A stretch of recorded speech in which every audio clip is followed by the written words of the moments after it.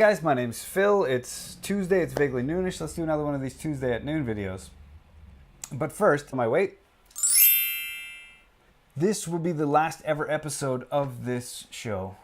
These Tuesday at noon videos, this will be the very last one ever that this couch will be in, because I'm making some benches.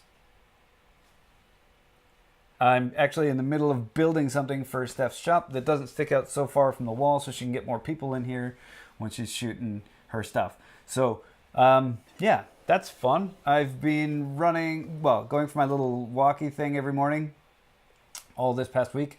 I skipped one day because I woke up and I just couldn't be bothered. Already. 1 week in and I already skipped a day because I'm lazy.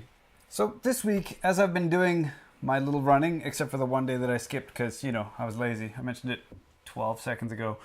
I've been thinking about what I've been calling in my head the Wynton Marsalis effect. Wynton Marsalis, if you don't know, is an incredible musician. He's a historian. He's a jazz trumpet player. He's just phenomenal. But he has the uncanny ability to make himself sound like any trumpet player ever. It's insane. There's clips here on YouTube of him doing, Louis Armstrong or Miles Davis or anything. All through the Ken Burns Jazz series has just tons of that stuff. Freddie Hubbard, Clifford Brown, everybody. He can sound like anybody. He's actually made a great career out of it. He makes a crap ton of money being a chameleon, a trumpet playing chameleon. The downside, of course, is that he has no sound of his own, really. I've heard a lot of players, and some of them, I'm not, right up on everybody, but there's a lot of them that I can pick out, like a lot of trumpet players in particular, Wynton Marsalis being one himself, that I can just pick out easily. Like I hear somebody and I'm like, that's Miles Davis or that's Louis Armstrong or, But if you played Wynton Marsalis and didn't tell me who it was, it could be anybody. It could be Maynard Ferguson. It could be Chris Body. It could be literally any trumpet player ever, and I would have no way of knowing that it was him. You could play 15 different clips of him playing, and there's no way I would know who he is. So I don't even know how I got to that, really. I wasn't even listening to any jazz at all. But I was thinking about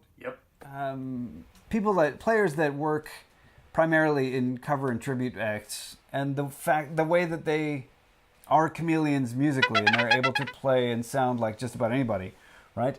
And part of the downside of this is that you end up not sounding like yourself. You don't really develop your own sound. I'm going to do another video, maybe even next week I'll do it, I don't know, about developing your own sound. It is a real problem. You can fall down this thing and have no clue how to not sound like everybody else, how to sound like yourself when you're trying to pay the bills playing in tribute bands, right? And whatnot. Now, what got me thinking about tribute bands was I've been talking with a guy that I met through Facebook about putting together a tribute act. I've been talking about auditioning for his tribute act.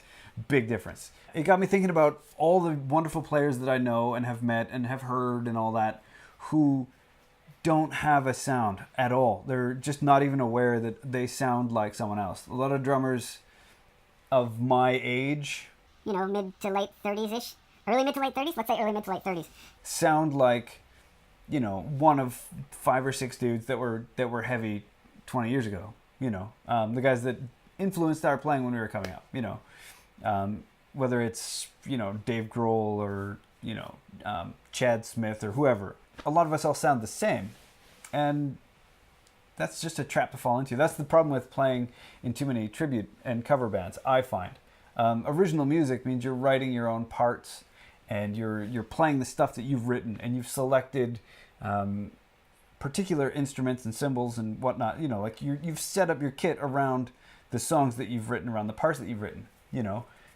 So you're trying to get a sound that's in your head that you've created rather than trying to sound like Chad Smith. Yeah, so this is just something to be aware of, the Wynton Marsalis effect. Just letting you know of a pitfall you can fall into like it's a pit.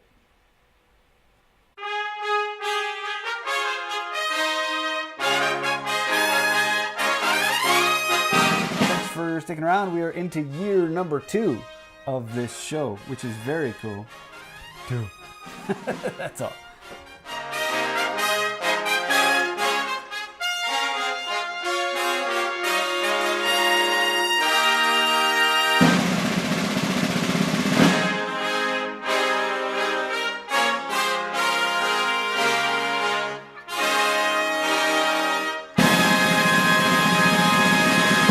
What was I going to say? What else was I going to say? There was more. There's going to be more.